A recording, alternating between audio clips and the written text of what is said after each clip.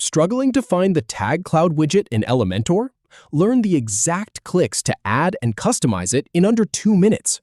We'll open the WordPress section, add the Tag Cloud widget, choose the right taxonomy, and update the page. Go to Edit Projects with Elementor. Start by clicking on the highlight option. Then, click on WordPress. Click on WordPress again.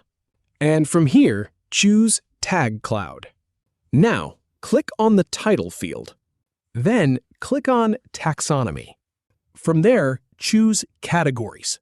And then, click on Category. Now, click on Categories again. Then, select Post Tag from the options. Click on Categories once more. And this time, pick Link Category. Then, click on Categories yet again. And select Elementor Library Category. Now, click on Show Tag Counts. Click Update Changes to Page. If you have any feedback or if any info is inaccurate, please leave a comment below. We'll do our best to answer or redo the video if needed. Thanks for watching.